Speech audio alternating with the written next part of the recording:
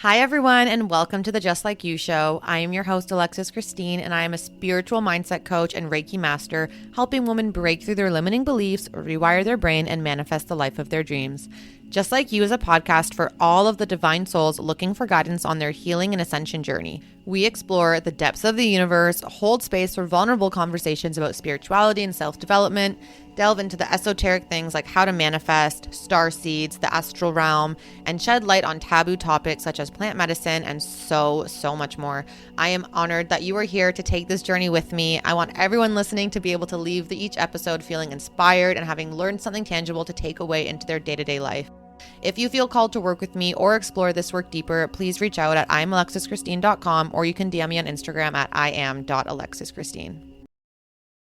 Hello, everyone, and welcome to the Just Like You show. I am your host, Alexis Christine, and today I have someone on the show that is so near and dear to my heart. I have my little baby sister coming on to talk to you guys, and I really think that it's going to be such a helpful episode for a lot of you because she has come from literally like rock bottom, ground zero, and worked her way up and is now a marketing manager, social media manager, singer, songwriter, like just a woman of many talents. And we're going to talk a little bit about her journey and how she got there and basically her mental health all through it and the ways in which she was able to just work through everything that was happening and come out the other side and just be this like amazing entrepreneurial boss woman who is now having to turn away clients. So insane.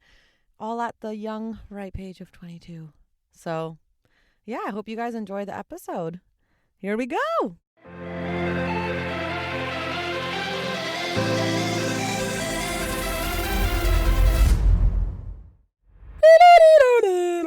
Guys, that was my sister's little addition to my intro music. Welcome, Caroline. How are you? Good. How are you? Hopefully that didn't kill their ears, but it's fine. We'll survive. It's okay. It's my musical talent shining. Yes. Shining through.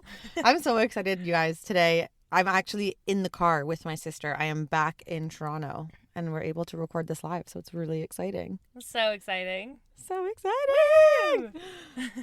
We're literally sitting in the car because my dad is playing music and cooking, and there's literally nowhere else in the house to go where it's quiet. But we're gonna make it work. We're James Corden. Oh my God, yeah, carpool out karaoke. Here in the streets. But carpool podcast. Yeah, exactly. Oh my God, did we just come up with a new concept? Podcast carpool. Yeah. Into it. Okay, I want everyone to know your sun, moon, and rising. I don't know what it is. What is it? You don't know what they are? No. You've never looked this up? No. Well, you know your sun sign. What is it? What's your horoscope? What's Libra? Yeah. Libra. That's a sun sign? Yeah. Okay. Libra. Okay, guys, we have some work to do to teach her the astrology, but I'll work on that outside. You should do a podcast on astrology. I have. You guys, she hasn't even listened to any of the episodes I've released yet. No, I have. I've listened to the first, and I'm so excited to listen to the next ones. I just need to be intentional with it. I need to listen so I can really grasp. The first one was insane. It was amazing. Yeah, I loved it. She won't listen to it unless she has nothing to do, and because she's always working, she never has nothing to do. I just need to be focused. You know what I'm saying? Oh my gosh. Focused. Do you want to introduce yourself and tell everyone kind of who you are, what you do? Yeah. A little background. Sure. Well, I'm Alexis's favorite sister, as she probably didn't mention, but knows in her heart. I am a social media manager and marketing manager. I have my own business. I am a singer-songwriter, and that's what I do. That's not who I am, but that's what I do. I think, Alexis, who am I? Who am I to you? I feel like you're just a rambunctious child. Like, that's my view on you. Just like always doing something so random and so quirky and weird. Like that that you did in the beginning. That just like defines you as a human, I feel. I think just so. Like a free spirit, ball of energy. You always have been, though. Like, even as a kid, you were like running around the house doing shit all the time. I mean, we all kind of were. But I was like old enough to witness it. I'm 6 years older than her, guys. So when we were growing up, I was like a kid while she was like a baby, you know? Yeah. So I got to witness her growing up. That's true. You're like a second mother. Yeah. I literally feel like you're my little child sometimes. I used to take her as soon as I could start driving, I would take her to like her sports things. When she like hurt her ankle, I was the one taking her to all her hospital appointments. Yes, I remember. So I do feel like I was like a little bit of a mother in some ways. No, you totally were. You totally were. It's just so weird now because you're like, you look the same as me, age-wise. Yeah. No, it's weird. It's weird. It's weird. Okay, but I want to get into today some of your life experience because I feel like you're 22. Yeah. But like you've been through so much that even though you have like the little immature moments, who doesn't want to be like that though? Stay young forever, am I right? Yeah, but you're actually just like you've gotten to the point where you're quite mature in like the way that you carry yourself and the way that you view things because of everything that you've been through. Yeah. And I think that your story is so inspirational that it could just help so many people. Because literally, like, I look at you sometimes and I'm just, like, so proud of the human that you've become. Thank you. It's, like, the crazy. I'm like, my little child has grown up. Like, she's not little anymore. It's, like, weird to think of you as an adult sometimes. You know? Mm-hmm. Mm-hmm. I mean, I'm the youngest, so I can't imagine, but I could imagine, you know? Yeah. Yeah. Yeah. So, yeah, I wanna dive right in and just basically start from... Yeah, where do you want me to start? The bottom. Well, okay. Basically, it all started when you dated that one human. Yes. Who shall not be named unless you want to name him. No, shall not be named. Yeah, okay. Don't give him the energy. No, don't give the energy. Don't give the space. Not needed. Exactly. But yeah, basically maybe just like walk us through where you were, where you are now, and then like how you were able to get there. Like what did that journey look like? Yeah. Well, I think it's really important to talk about because I know it's just not a situation to my life. Like so many people have gone through this. But yeah, I was 18 in, I think, my first real relationship. Oh my God, I was in love, head over heels. And I just got hit with the reality of life at a really young age. It turned into a situation that was really toxic and really abusive, and I was not ready for it. Physically and mentally abusive. Yeah, physically verbally. And mentally. And everyone who knows me knows that, like, I wear my heart on my sleeve. Like, I'm just very, very open, and I have really big emotions, and I love really hard. And so being that young and having that be my first real relationship, it was really hard to navigate that. I mean, and you, like, I was in a really dark place, and I know that you saw that from an outside perspective. I'm like giving her a look right now because she disowned me. I mean, yeah, like in these situations, a lot of the time the abuser tries to, you know, manipulate the situation and take you away from the people closest to you. And that's definitely what was happening to me, but I didn't see it. Like, I for real almost cut off all of you guys. Yeah. Which you probably... both ways probably, like it was just bad. There was like we were obviously knew what was going on and we were trying to help her, and you know when someone tries to help and the person just pushes away and is like, no, I'm cutting you off from everything, like I'm not going to tell you anything anymore. It was almost like that situation where Caroline basically like refused to talk to me and my older sister, but we were trying to get her out of like the physically abusive relationship. And you just were not having it. You were not ready. No. And that's the thing is like when I talk about this and you look back, like so many people could say, well, why did you stay, or why did you stay for that long, or why did you put yourself through that, or why didn't you listen to the outside, you know, perspectives? But being in that situation, especially at such a young age, is so different. It's so different actually experiencing it. You don't even know half the, like, even sitting here right now, there are gaps in my memory that I physically don't remember. Like, your brain is going through it and you're not processing things properly because you're going through trauma in that moment. So, like, you've mentally blocked it out. Oh, no. Like, there are things I physically do not remember. Like, times, like, I'll remember something that happened in my brain, and to think about what happened prior or afterwards, like, what was the aftermath of that situation or what caused that situation, I can't remember. I just know the physical act. Wow. A lot of the times when I'm doing breath work too, it's really scary for me and really hard because in a specific type of breath work that's not like super calming, but it's like breathing a bit faster, like in and out, or like something like that. There's this one memory that comes to surface every single time. And it's like the most, it's like the most insane experience. So there's a lot about my trauma that I don't even know to this day how to process. And that's what's hard about it, because people go through these experiences, they feel alone, they can't speak up because even a lot of people in like my town still to this day don't believe the situation happened. Yeah. You know?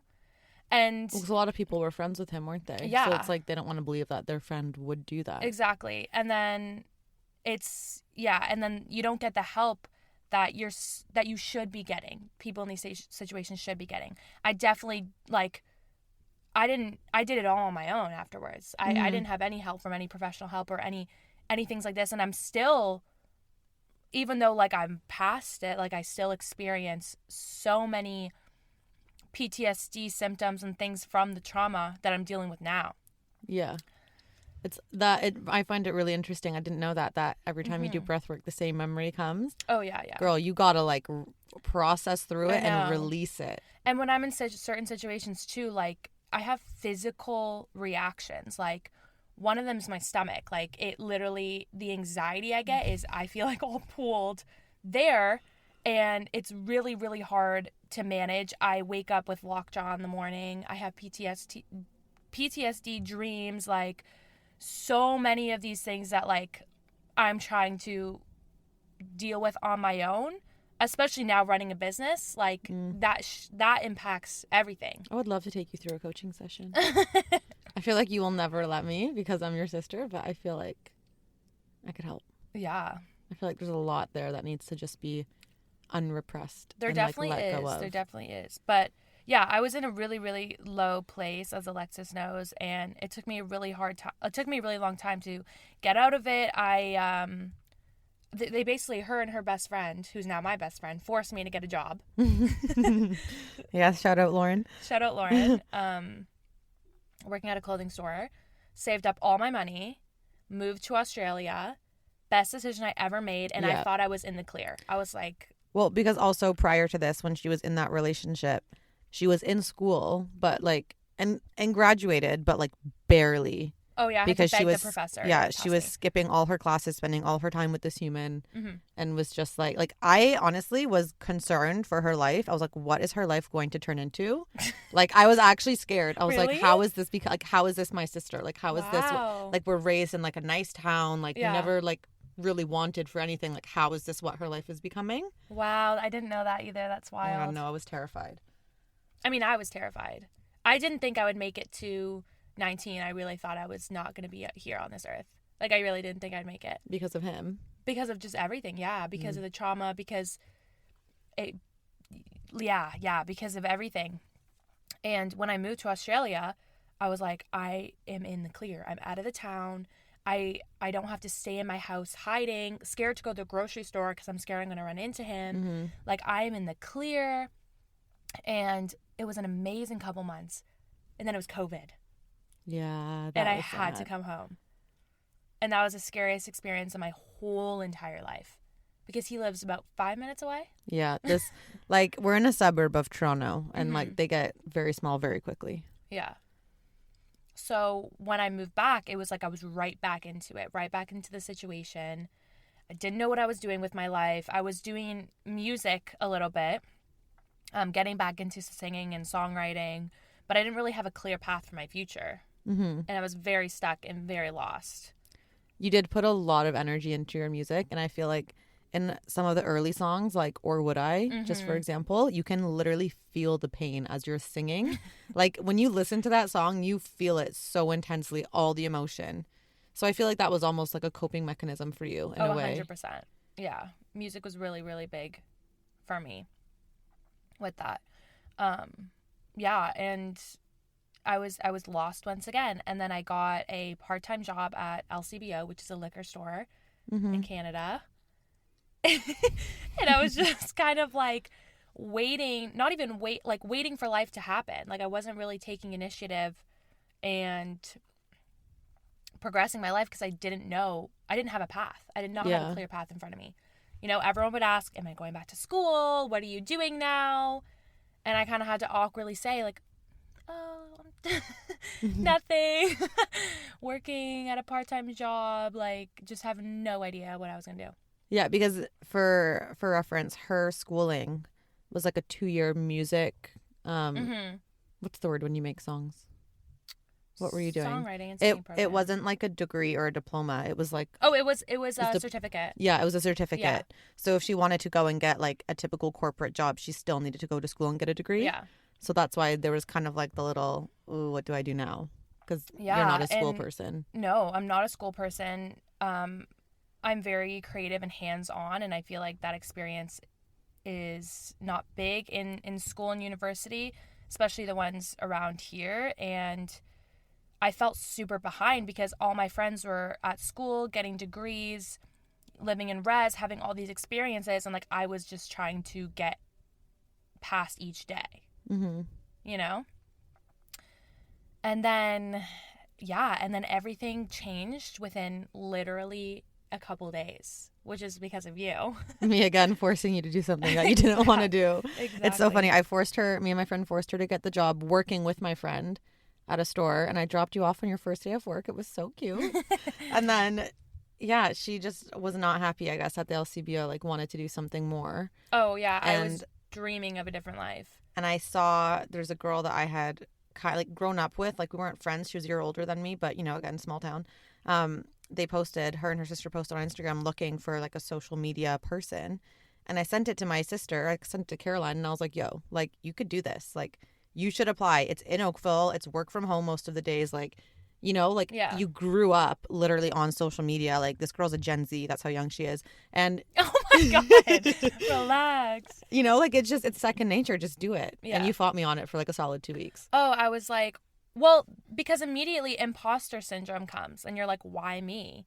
Like, why would I get this job? There's no way I would get it. I would love to do it. I was, you know, doing YouTube videos and editing, and I love creating and social media and all that stuff. And I knew I could probably kill it. But in my head, I was like, there's no way. Like, there's absolutely no way. Like, why would they choose me? Why would they hire me? I have no experience. Those were the things running through my head.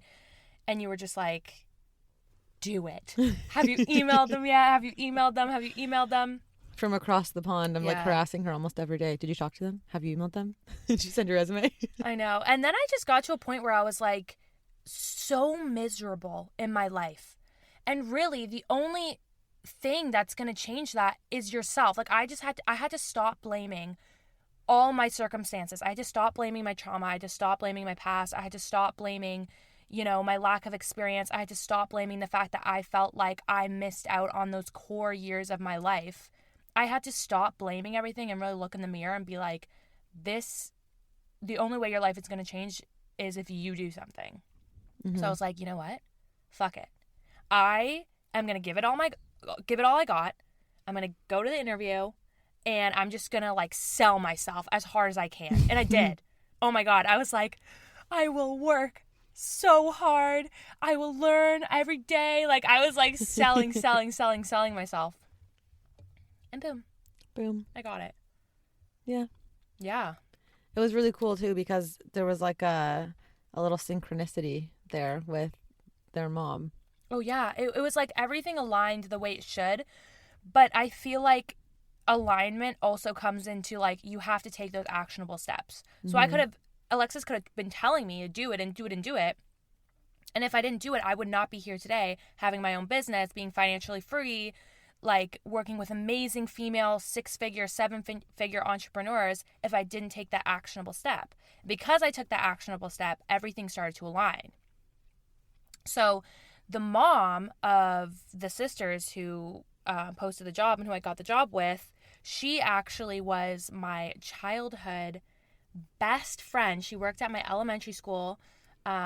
And she literally, like, I would hang out with her every recess. Every recess. Literally, she was my best friend.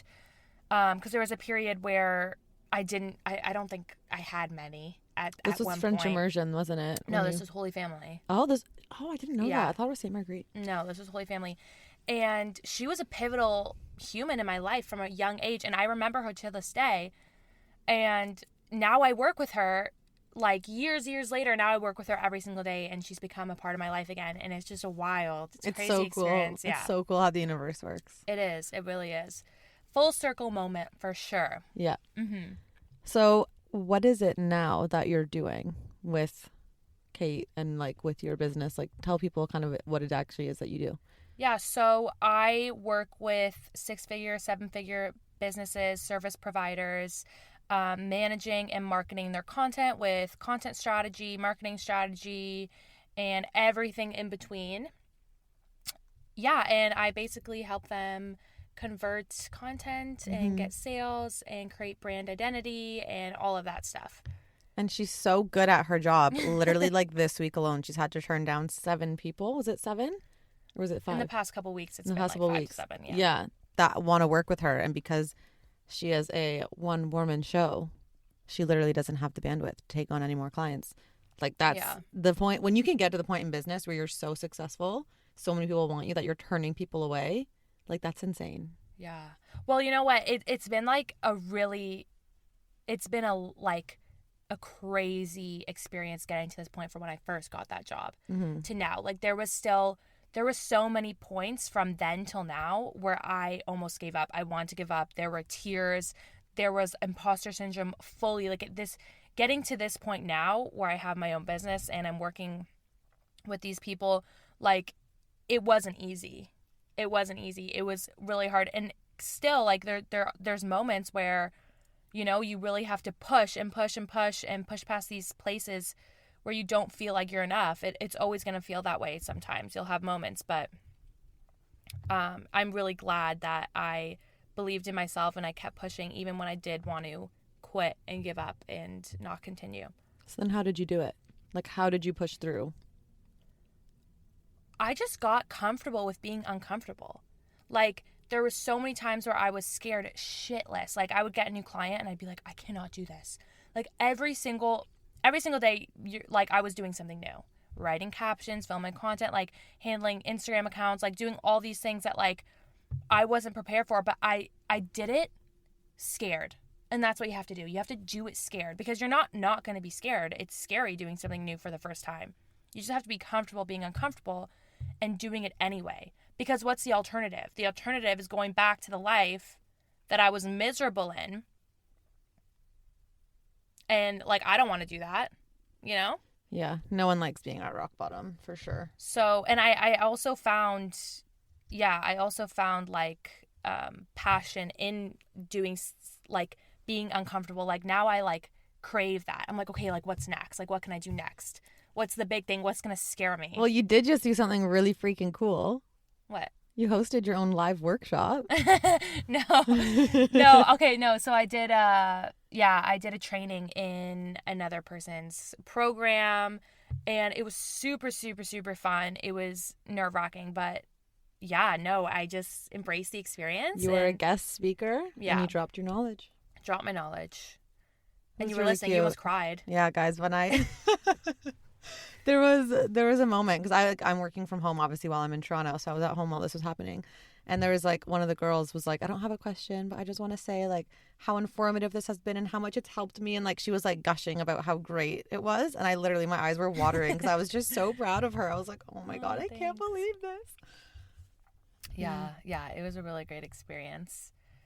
Constant level ups. Oh, always. You have to. Yeah, you have to, or else that's the only way to grow. So, for those people who are listening and are kind of in a similar relationship situation to what you were in, what was the thing that finally pushed you to be like, okay, this is enough, I need to leave? Like, how did you get yourself to that place? And how, like, what tips do you have to help other people who can break free of that and finally choose themselves? It's a very complex situation, and even when I decided to end things and take all the necessary steps of, you know, changing my number and doing all these things, there was still a lot of back and forth. But I think I just got to a point where it was either, you know, continue in this situation and end up dead. Literally dead. Or choose myself. And I was faced with that. I was faced with that reality when things got so low and when he took things way too far. It was that. It was either, okay, end up dead or choose myself. And I just had to choose myself. But I urge people, you know, and I know it's a really hard situation, but don't let it get that far. Don't let it get that far. As soon as you see, you know, a red flag, anything, get yourself out of that situation because it truly is not worth it, and we all deserve, you know, the love and respect. the top tier love and respect out there. That's cute. Thanks. How has it shaped you, and how has like going through that kind of experience changed you for the better or for the worse, whatever your opinions are? No, well, I think for like a really, really long time, I would go to bed every night and just pray that this wasn't my reality. Like, it did not happen. Like, I would just pray and pray and pray. Like, why did this have to happen? Like, I wish I could just wake up and this would all be a dream. But now I realize that everything truly does happen for a reason. It made me grow up really, really fast, really fast. And because I went through this experience at such a young age and so many other, life altering things, I know what I want and I don't what I don't want. And I don't waste my time, and I choose me every single day. And it's really, it's made me stronger. It's made me more decisive. It's made me curate the people around me to be, good people, like warm people. And yeah, I mean, I still experience like the negative aspects. Well, I don't even want to call them negative aspects, but, painful aspects to this day. Like, it affects my relationships with people, and it affects how I respond to things, and it affects how easily I trust and how easily I let people in. Like, I mean, you know me and how, like, weird and random I am and whatever, but like, it's hard sometimes to let that out to people that I meet. I have a really, really, really big wall up a lot of the time. So, I mean, I'm still working through it, but I definitely think that even though I guess you can say negative, but not even negative, like harder aspects of it, the growth moments, the positives outweigh that so much. And you touched on how you've had to choose yourself more than once on this journey, and that you are like actively working to curate the people around you. So how, like, because I feel like a lot of people go through this where they reach a different stage in their life and they start choosing themselves more and putting up their boundaries, or just, saying no to things that don't serve them. And it creates a lot of like anger or judgment from their friends. I've been through this where I've lost friends over it, and I think you've had similar situations. Like, how has that been for you, and kind of how have you moved through that? Because I think that's something a lot of people are experiencing right now, especially with like the global upgrade from 3D to 5D. There's a lot of people slowly like waking up. Yeah. I mean, I don't think it's easy, and it never will be easy, especially when you're changing and evolving. It's a beautiful thing, but it's also scary, and it's also hard because you're leaving parts of yourself and parts of your past behind in a way. But, I just think that we have to recognize that that is life. It's not always happy all the time. It's not always positive emotions. And sadness and these types of things, it's hard, but they're beautiful emotions as well. And we always just have to think about it in a positive way. Like, maybe I'm leaving a friendship behind, but I'm going to be okay because it wasn't serving me in the way it should. And so it's always just switching that flip of like, okay, I'm experiencing the pain, I'm acknowledging it, I'm experiencing this sadness, but now let's look to where the next journey and the next path is going to take me. That thing that you're leaving behind is going to be replaced with something else, and a beautiful thing. So yeah, I just think it's all about the mindset and recognizing that it's all a part of life, and it's all beautiful, and everything that is meant for you will be for you. To be honest, I think working with Kate also has like helped you in that way. Like, just put yourself first and kind of like realize that the people around you, or the people that you need to surround yourself with, are people that are like-minded. Yes. And it just kind of reinforces like the decision of not feeling so guilty when you say no to things that you don't actually want to do. Like, it creates like a better environment in the long run. But one thing I want to ask, because I actually don't even think that I know this. Okay. I feel like you, me, and Erica have all been on this like spiritual journey, like kind of at similar times. Like, how did you get into it? Because I know we're like very on the same wavelength with a lot of things. Yeah. But I feel like I don't know how it developed for you. Like, you guys know how it developed for me. Yeah. Well, no, I think I've always been very spiritual in the sense of like, I've known that there's something greater in the world for a really long time, ever since I was little. Like, yeah, you know, like seeing spirits and interacting with spirits and having that like, you know, like them visiting me in my dreams and like all these things. Like I've had really wild experiences. So I always felt connected to the other side. I always did. And when you should have died and you didn't in that chair? Oh, I've almost died like 10 times in my life. Guys, I'm not joking. It was so crazy. We were sitting at the kitchen table one time and Caroline was like, what, 2? And she was sitting in her little high chair, like rocking back and forth. So the legs in the front and back were like literally lifting from the ground. And she just had a little bit too much momentum and tipped backwards. And it was me, my other sister that's in between me and Caroline, and my mom. And Caroline's literally falling backwards. And it was like we were watching it in slow motion. Like someone was holding it. Yeah. And she literally tapped the ground and then just started laughing. And my mom looked at me and she was like, what was that? Like, we were all so shook. We were like, what in the heck and Bob just happened? Yeah, yeah. It was like a scene out of a freaking movie. It was wild. And then we were at the cottage, I almost got hit by that car. And there was a pool in the middle. It was a court. There's a pool in the middle. Oh, everyone was there. I remember crossing the street and seeing a car coming at me so fast. And I froze. And I remember this. And I remember this man, guys, he must have been a guardian angel. I'm not joking. Like, this man came out of nowhere and just, like, put his hand out and the car just stopped. Like, it was, I don't know. It was the weirdest thing of life. Saved my life, this man. And then we just never saw him again. Like, he was... Must have been. There's a reason that you're I almost drowned. Diana saved me in the pool. Yeah. Oh, yeah. I was choking outside. I put my big head through the hole of this, like, toy playhouse, and I was, like, dangling there, strangling. My mom saw me in the backyard. I almost drowned. I almost drowned again at Killbear. With my friends, and this man had to jump in and save me. This random man jumped off the cliff to save me and bring me to the side of the rock. This. Oh, this was on a school trip, wasn't it? No, like I've literally almost died a million times. Jeez, it's insane. Where were we going with this? I was asking how you got back into spirituality and touching on that through this journey of yours, where that kind of crept in. I think I've just always been really interested in this stuff, and then, yeah, like once you start down the rabbit hole, you can't go back. Like, Abraham Hicks probably every day. The best. You know, like just like all of these like-minded people, and then you just go down this rabbit hole, and it's once you've crossed the veil, you just can't go back. Once you see, you can't go back. You really can't. Yeah. I don't really know when it started, but I just know that it's something that I'm super, super passionate about. Veganism, spiritualness, manifestation, the other side. I need to get my powers back. I do. My powers. I need to get my powers back.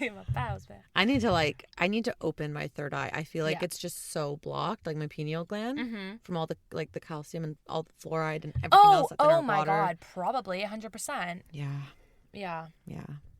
I don't know if I've already talked about this on an episode, but a few weeks ago, actually it's probably like 2 months ago now, I had that Reiki massage, like the massage with the crystal Reiki healing. And I literally, you guys, the power coming from my third eye gravitating to that crystal on my forehead was unreal. It was wild. Insane. I know. I had Reiki done and I really liked it. I really enjoyed it.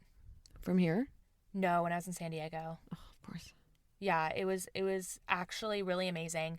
And that night I had like such a wild dream and like all these emotions coming up. It was actually a wild experience. Caroline and I have like a plan to move to San Diego at some point in our lives and just be by the sea with the mountains. Yeah, the spiritual beach, community, vibing it out. Everything. It'd be so nice. Yeah, or like Costa Rica or like Mexico or somewhere. Yeah. Not Bali. Why not Bali? Oh.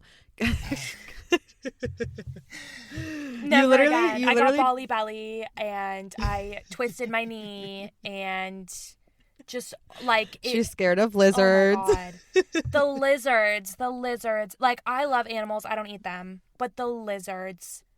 We had to push our bed in the middle of the room in Bali. We were staying at this Airbnb. Yeah, so dramatic. Lizards. Oh no! What do you expect from indoor-outdoor living in like a literal rainforest? Like what were you thinking was going to happen? No, like I loved it, but also like having a lizard behind your bed, like looking at you while you sleep is just kind of terrifying. No, I'm into the lizards. I like them. Whenever I saw them in Mexico, I like went up and tried to touch them. Maybe you're a lizard person. We don't know. Well, you know what Rainbow said about my eyes. That you're a lizard? No. Oh. Guys, so if you guys have been listening to my podcast religiously, like a nice human, my episode with Rainbow, that girl, my lovely, lovely friend Rainbow, we were having dinner one night and she was looking at me and like bone sober, by the way, like no psychedelics were involved in this. And she was just like, the pupils of your eyes are like an octagon or like a hexagon. And I was like, what? And she was like, yeah. Like, and she was literally looking at me and my eyes had like shape shifted into this weird ass shape, like the black part of my eye. And she was like, it was like that for like a good 15 minutes. Like every few minutes I'd be like, are they still like that? And she'd be like, yeah.